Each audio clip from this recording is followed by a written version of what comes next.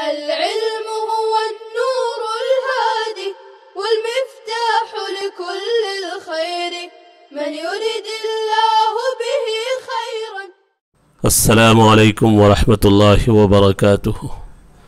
بسم اللہ الرحمن الرحیم. الحمد للہ رب العالمین والصلاة والسلام على سید المرسلین وعلى آلہ واصحابہ اجمعین.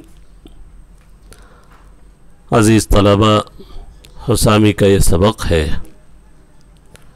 آپ کے سامنے ایک عبارت ہے وَأَمَّا إِذَا كَانَتِ الْعِلَّةُ صَالِحَةً لَمْ يَكُنِ الشَّرْطُ فِي حُكْمِ الْعِلَّةِ.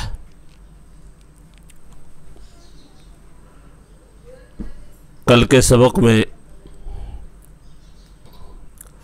بات آئی تھی کہ کبھی کبھی شرط کو علت کے قائم مقام کر دیا جاتا ہے اگر علت صلاحیت نہ رکھے.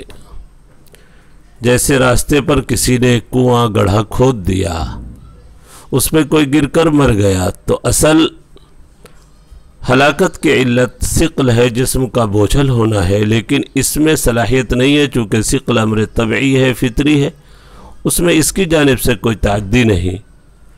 لہذا جو شرط ہے صاحب شرط یعنی حافر کھودنے والا، اس کے اوپر مال اور جان کا ضمان واجب ہوگا. اگر مالی نقصان ہوا تو مال کا، جانی نقصان ہے تو جان کا ضمان. وہاں پر شرط کو علت کے قائم مقام کر دیا گیا. آج کا مسئلہ سنیں آپ. آج یہ ہے کہ اگر علت صلاحیت رکھے تو پھر شرط کو علت کے حکم میں نہیں کیا جائے گا. یہ عبارت ہے. چونکہ اصل علت ہے اور علت صلاحیت بھی رکھ رہی ہے تو پھر شرط کو علت کا درجہ نہیں دیا جائے گا، علت ہی کی طرف حکم کی نسبت ہوگی. وَأَمَّا إِذَا كَانَتِ الْعِلَّةُ صَالِحَةً لَمْ يَكُنِ الشَّرْطُ فِي حُكْمِ الْعِلَّةِ.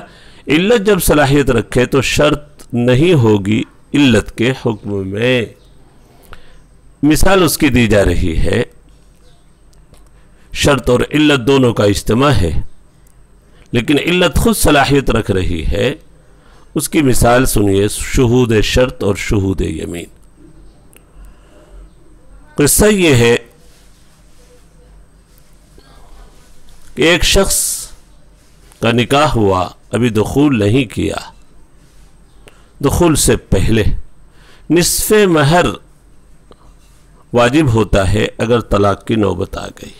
دوسرے پارے کی آیت آپ کو یاد ہوگی، وَإِن طَلَّقْتُمُوهُنَّ مِن قَبْلِ أَن تَمَسُّوهُنَّ وَقَدْ فَرَضْتُمْ لَهُنَّ فَرِيضَةً فَنِصْفُ مَا فَرَضْتُمْ. نصف مہر اگر صحبت سے پہلے، دخول سے پہلے طلاق کی نوبت آ گئی، نصف مہر. اور یہ نصف مہر بھی ساقط ہونے کا احتمال رکھتا ہے. نعوذ باللہ ہو سکتا ہے مرتد ہو جائے وہ عورت، نعوذ باللہ، یا اور کوئی سی غلطی کر بیٹھے. بعض ایسی غلطیاں ہیں جس کی وجہ سے نصف مہر بھی ساقط ہو جاتا ہے دخول سے پہلے. ہاں، دخول کے بعد مہر مؤکد ہو جاتا ہے، پختہ ہو جاتا ہے.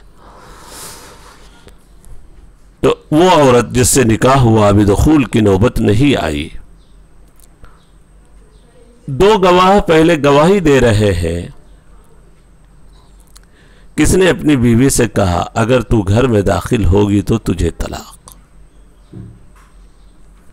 ان دخلت الدار فانت طالق. دیکھیے، یہ شہود یمین کہلائے. آپ ماقبل میں پڑھ چکے ہیں، تعلیق کو بھی فقہا یمین کہتے ہیں. یمین بغیر اللہ ہے یہ تعلیق، شرط پر اگر کسی حکم کو معلق کیا گیا. یہ شہود یمین، دو گواہوں نے گواہی دی کہ شخص نے اپنی بیوی کو ایسا کہا ہے، ان دخلت الدار فانت طالق. پھر دو گواہوں نے گواہی دے دی قاضی کے پاس جا کر کہ اس کی بیوی گھر میں داخل ہو گئی. یہ دونوں گواہ شہود شرط کہلائیں گے کہ شرط پائی گئی، ان دخلت الدار فانت طالق.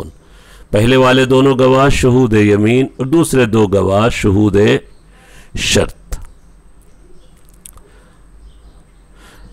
شہود یمین کے جو گواہ ہیں، جنہوں نے یہ کہا کہ شوہر نے کہہ دیا تھا ان دخلت الدار فانت طالقون، یہ علت ہے، یہ یاد رکھیں گے، چونکہ طلاق جو ہوگی اس کے اس قول کی وجہ سے ان دخلت الدار فانت طالقون۔ اور یہ جو بعد میں شہود جنہوں نے گواہی دی کہ شرط پائی گئی، یہ شہود شرط ہے، یہ صاحب شرط ہے۔ اب ہوا ایسا کہ دو گواہ، شہود شرط کے بھی شہود یمین کے بھی، قاضی نے شوہر کے اوپر نصف مہر کا فیصلہ کر دیا کہ دینا پڑے گا۔ دخول سے پہلے طلاق کی نوبت آ گئی، ہو گئی بات، قاضی کے فیصلے کے بعد شوہر نے نصف مہر ادا کر دیا۔ بعد میں چاروں گواہوں نے رجوع کر لیا کہ ہم نے ایسے ہی کہا تھا، غلط کہا تھا۔ چاروں گواہوں نے اپنی اپنی گواہی سے رجوع کر لیا، شہود شرط جو دو تھے انہوں نے بھی اور شہود یمین بھی۔ اب یہ شوہر پر بلا وجہ نصف مہر کو واجب کیا گیا۔ یہ نصف مہر تو پہلے سے بھی ساقط ہونے کا احتمال تھا کہ مثلا نعوذ باللہ کبھی وہ مرتدہ ہو جاتی، مرتد ہو جاتی، لیکن ان گواہوں کی وجہ سے وہ نصف مہر مؤکد ہوا۔ اور اب ان گواہوں نے گواہی سے رجوع کر لی تو نصف مہر کا زمان کس پر واجب ہوگا؟ مصنف فرما رہے شہود یمین پر، شہود شرط پر نہیں، چونکہ شہود یمین علت ہے۔ جو پہلے کے دو گواہ ہیں جنہوں نے کہا تھا کہ شوہر نے ایسا کہا ہے ان دخلت الدار فانت طالقون، علت صلاحیت رکھ رہی ہے، شہود یمین پر نصف مہر کا زمان ہوگا۔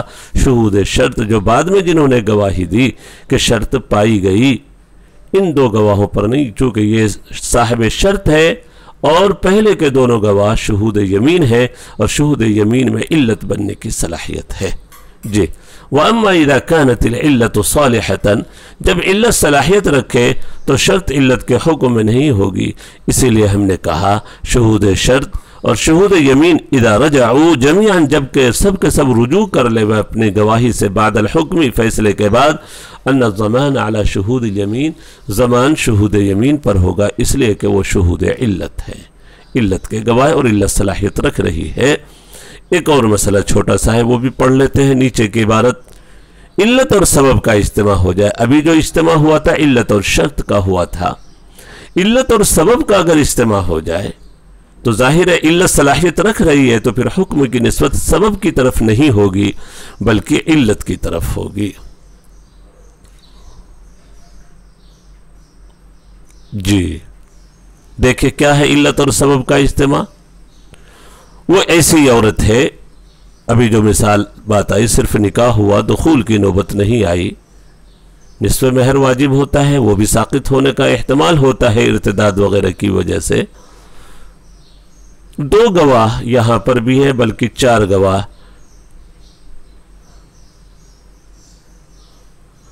گواہ یہ ہے شہود تخیر اور شہود اختیار۔ دیکھیے آپ غور سے، شہود تخیر اور شہود اختیار، یہ دو گواہ موجود ہیں۔ شہود تخیر اور شہود اختیار کون ہیں؟ دو گواہ گواہی دے رہے ہیں،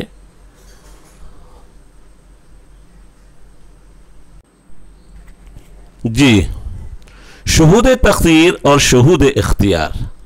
پہلے دو گواہوں نے یہ گواہی دی کہ شوہر نے اپنی بیوی کو کہا تھا تجھے اختیار ہے اپنی ذات کے سلسلے میں، تو رہنا چاہے نہ رہنا چاہے۔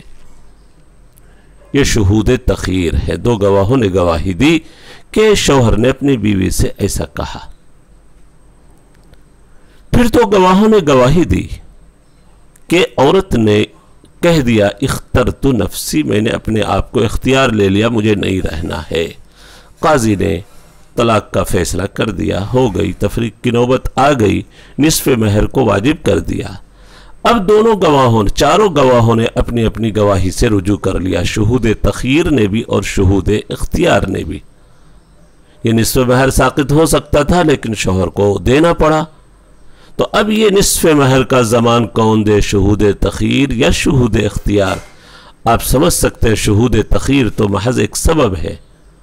جنہوں نے بعد میں گواہی دی کہ عورت نے اپنے لیے اپنی ذات کو پسند کر لیا، اخترت نفسی کہا، یہ اصل شہود علت ہیں، شہود اختیار۔